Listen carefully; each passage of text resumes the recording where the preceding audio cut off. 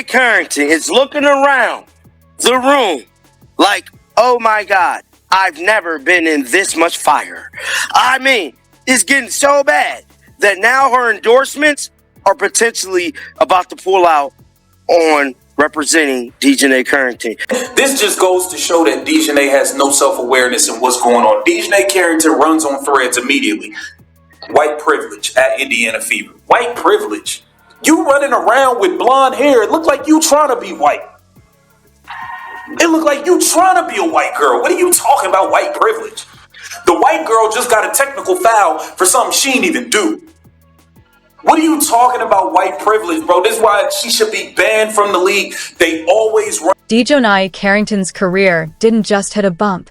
It completely exploded into pure, unadulterated chaos in less than 72 hours. The horrific fallout is now tearing the entire WNBA apart at the seams. What started as a fierce, blood-curdling physical clash against Sophie Cunningham instantly mutated into the most toxic, explosive scandal sports media has ever witnessed. The brutal head-on strike sent Cunningham crashing down to the hardwood in a pool of blood. The entire arena was left in utter shock before officials slapped Carrington with a ruthless flagrant 2 ejection. But instead of taking her punishment like a professional, Carrington retreated into the dark shadows of the locker room. There, she unleashed a lethal, venom-filled tweet that ignited a massive social media war. Within minutes, fan rage reached a boiling point. Major news outlets went into absolute overdrive and corporate boardrooms erupted into total panic. Now, Reebok has officially pulled the plug on her multi-million-dollar deal, stripping her of her signature future. Carrington is facing complete financial destruction and total exile from the league. Did she just permanently destroy her own legacy in a single moment of uncontrollable rage? Or is there an even darker, more calculated agenda operating behind closed doors? To fully understand this explosive collapse, you have to look at the bitter, simmering rivalry that was boiling under the surface long before this fatal night. For months, tension inside the WNBA had been reaching a dangerous breaking point as political divides, media favoritism, and raw personal jealousy turned locker rooms into absolute war zones. DiJonai Carrington felt completely invisible despite having a breakout, all-defensive season on the floor. She watched from the sidelines as national headlines, massive corporate sponsorships, and endless media worship were lavished upon a select group of rising superstars. The frustration was quietly eating her alive, creating a toxic level of resentment that no one in her inner circle dared to address. On the other side stood Sophie Cunningham, a fierce, unapologetic competitor who had built a massive social media following and became a lightning rod for culture war debates across the entire country. Every single time Carrington and Cunningham stepped on the same court, the atmosphere inside the building transformed into a ticking time bomb waiting for the smallest spark to explode. Inside Carrington's locker room, the emotional pressure was suffocating. She was fighting for respect, fighting for brand deals, and fighting for her place in a league that was rapidly shifting its focus toward a new era of global stardom. She had just landed a career-defining multi-year endorsement contract with Reebok, a golden ticket that was supposed to secure her financial future and elevate her to elite superstar status. But beneath that smiling, polished public persona was a player consumed by deep personal rivalries and intense paranoia. She felt targeted by sports commentators, marginalized by league officials, and constantly overshadowed by players who generated massive viral attention without putting in half the defensive grit she did night after night. Her teammates could sense the toxic energy building up during pre-game shoot-arounds. Carrington wasn't just playing for victory anymore. She was playing with a dark, dangerous chip on her shoulder. Every possession felt personal, every physical contact felt like a statement, and every whistle from the referees felt like a personal insult to her credibility. She was walking on a razor-thin wire, driven by an overwhelming need to prove her dominance over Cunningham on national television. She wanted to deliver a physical message that would silence her critics once and for all, and force the entire sports landscape to finally put respect on her name. What no one realized was that this deep emotional turmoil was about to manifest in the most reckless, career-destroying decision of her entire life. Carrington was heading straight into a trap of her own making, completely blind to the fact that one split-second reaction was about to blow her entire universe into pieces. The tension inside the arena reached a deafening roar late in the first quarter, with the high-octane energy between the Indiana Fever and the Chicago Sky spiraling completely out of control. Sophie Cunningham grabbed a loose ball and took off on a lightning-fast break toward the basket, expecting a routine layup. But closing in from behind was a relentless DiJonai Carrington, eyes locked in with terrifying intensity. Instead of making a legitimate play on the basketball, Carrington wound up her arm and delivered a violent, brutal blow across Cunningham's head and neck. The sheer force of the collision sent Cunningham crashing down onto the hardwood, her face covered in blood as the arena gasped in collective horror. Whistles blew frantically as security stepped in to prevent an all-out brawl on the court. The referees rushed to the review monitor, replay after replay showing the explicit, unnecessary violence of the hit. Within seconds, the official call was announced, a flagrant foul penalty too. Carrington was instantly ejected from the game. As Carrington walked off the floor under a barrage of boos, her face showed zero remorse, only cold, burning defiance. But the true, shocking twist didn't happen on the court. It happened the second Carrington stepped into the privacy of the locker room. While her teammates were still out on the floor fighting for the win, Carrington pulled out her phone and unleashed a toxic two-word tweet directly aimed at the Indiana Fever. White privilege. No context, no explanation, just pure, radioactive fuel dumped onto an already blazing culture war. To add even more disrespect, she followed it up with a smiley face emoji alongside the date of their next matchup. The locker room atmosphere instantly turned ice cold. Teammates stared in absolute disbelief, realizing that Carrington had just taken an in-game ejection and turned it into an explosive racial scandal that would drag the entire franchise into the mud. Coaching staff panicked. PR directors frantically tried to get her to delete it, but it was already too late. The post went viral in seconds, racking up millions of views and triggering an unprecedented wave of public outrage. Carrington didn't just defend her foul. She accused the entire league and officiating crew of deep-seated racial bias without a single shred of evidence. What Carrington failed to realize in that moment of blind rage was that she had just backed herself into a deadly corner. The initial foul was a bad play, but this tweet was a nuclear explosion.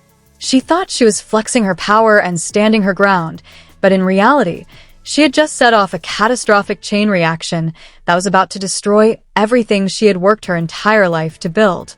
By the next morning, Carrington's single tweet had completely engulfed the sports world in an absolute inferno of controversy.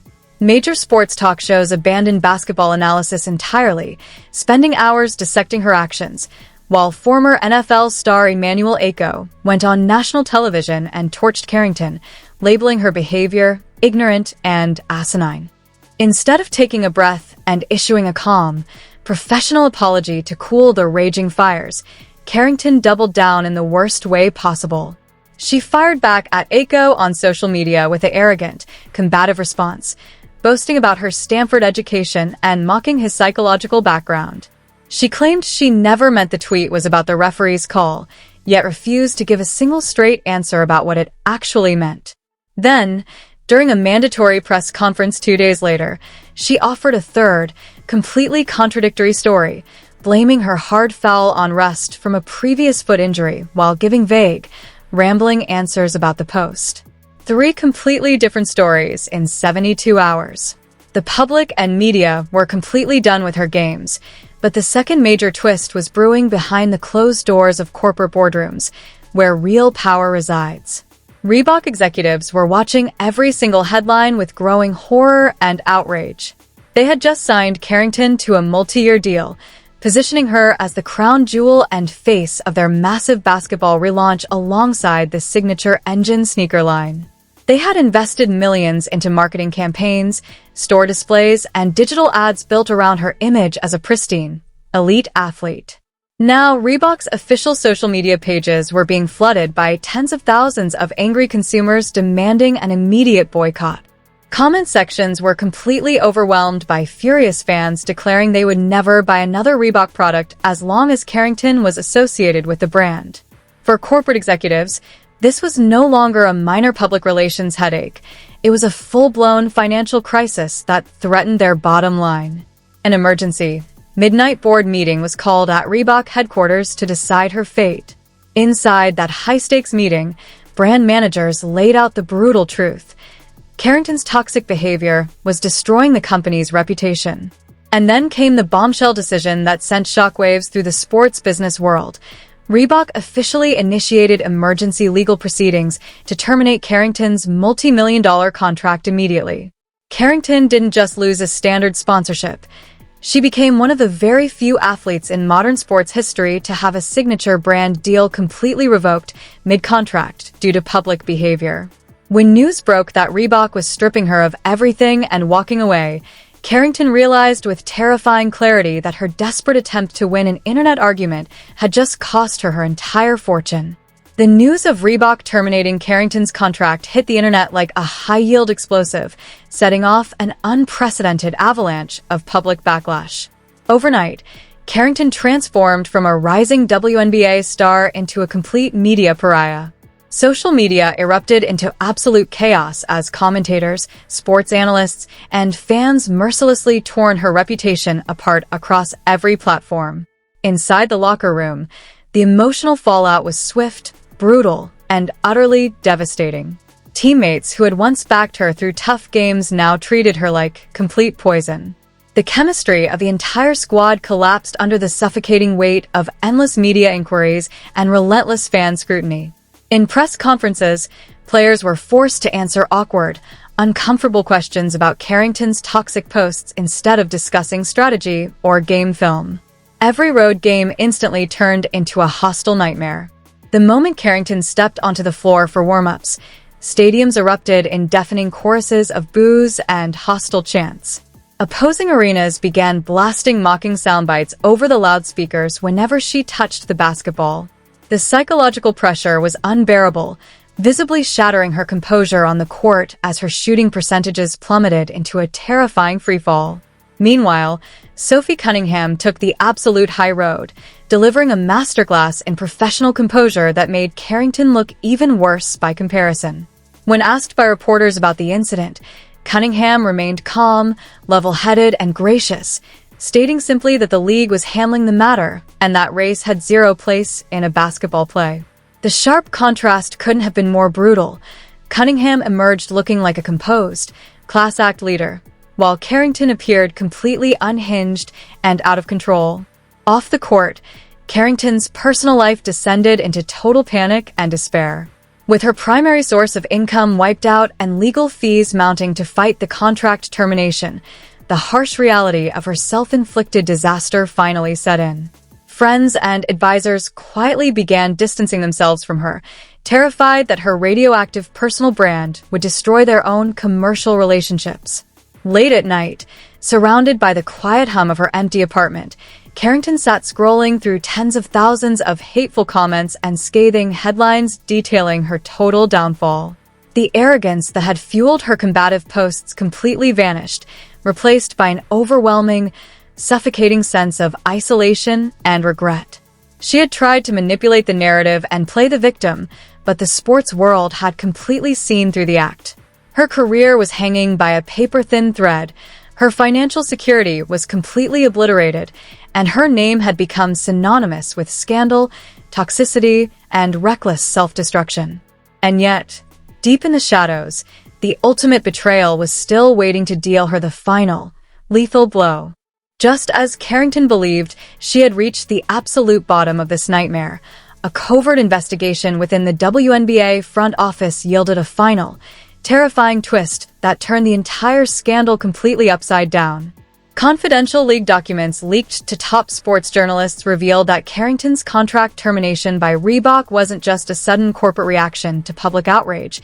It was the result of an orchestrated, high-level campaign operating behind the scenes for months.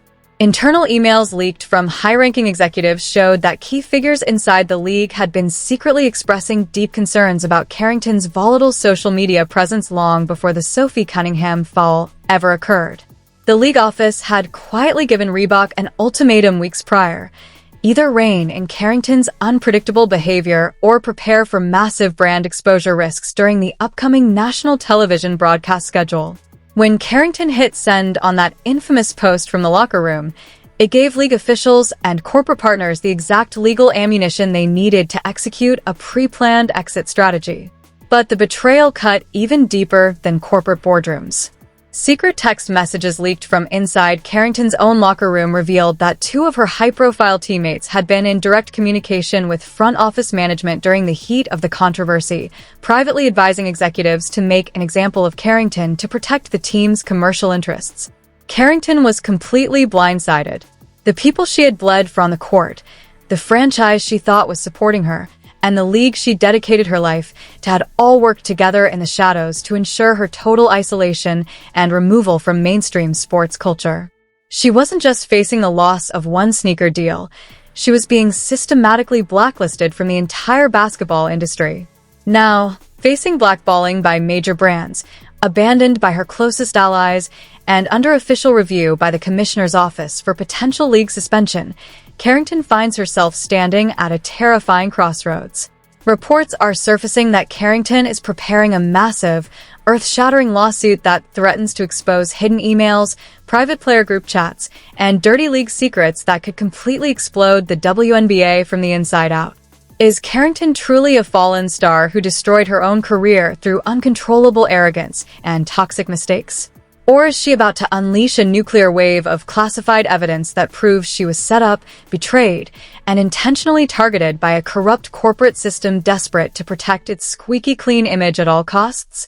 The truth is about to come crashing down, and when it does, no one in the basketball world will ever be safe again. This explosive collapse is far from over, and the entire WNBA landscape is on the absolute verge of total war. What do you think about DiJonai Carrington losing her multi-million-dollar Reebok deal?